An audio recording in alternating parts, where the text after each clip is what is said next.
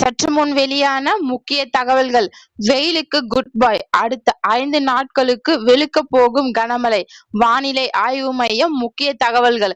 இத பத்தி தகவல்களை தான் இந்த வீடியோல பார்க்க போறோம். கீழே இருக்கிற ரெட் கலர் பட்டனை கிளிக் பண்ணி சப்ஸ்கிரைப் பண்ணி வச்சுக்கோங்க. பக்கத்துல இருக்கிற பெல் ஐக்கானையும் மறக்காம கிளிக் பண்ணி வச்சுக்கோங்க. அப்பதான் நான் ரெகுலரா வீடியோ போறது நோட்டிபிகேஷன் உங்க மொபைலுக்கு உடனுக்குடன் வந்து சேரும். வாங்க வீடியோக்குள்ள போகலாம். மறக்காம லைக் பண்ணிக்கோங்க. தமிழகத்தின் கோடையின் உச்சமாக கருதப்படும் கத்திரி வெயில் இன்று தொடங்க உள்ள நிலையில், அதே சமயம் பல மாவட்டங்களில் கனமழைக்கு வாய்ப்பிருப்பதாக சென்னை வானிலை ஆய்வு மையம் கூறப்பட்டுள்ளது. கடந்த சில நாட்களாகவே தமிழகத்தில் பல பகுதிகளில் வெப்பநிலை அதிகரித்து வருகிறது. குறிப்பாக வேலூரில் அதிகமாக டிகிரி வெயில் காணப்பட்டு வருகிறது. இந்த நிலையில் தமிழகத்தில் இன்றும் நாளையும் தொடர்ச்சி மழை, அதாவது மே 5ஆம் தேதி மேற்கு தொடர்ச்சி மலை சார்ந்த பகுதிகளில் மழை தீவிரமாக இருக்கும். இதை குறித்து மே 6ஆம் தேதி தென் மாவட்டங்களில் குறிப்பாக திருநெல்வேலி, கன்னியாகுமரி, தென்காசி பகுதிகளில் கனமழை பெய்ய வாய்ப்புள்ளது.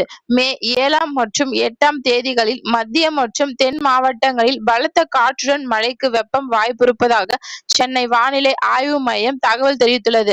இதை குறித்து மழையுடன் கூடிய பலத்த காற்று வீச வாய்ப்பிருப்பதால் மரங்கள் விழுந்து மின் தடைகள் போன்ற பிரச்சனைகள் ஏற்படலாம்.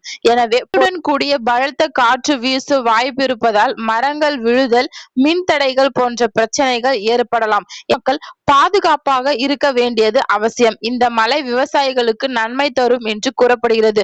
குறிப்பாக நீர் தட்டுப்பாடு உள்ள பகுதிகளில் இந்த மழை பயனுள்ளதாக இருக்கும்.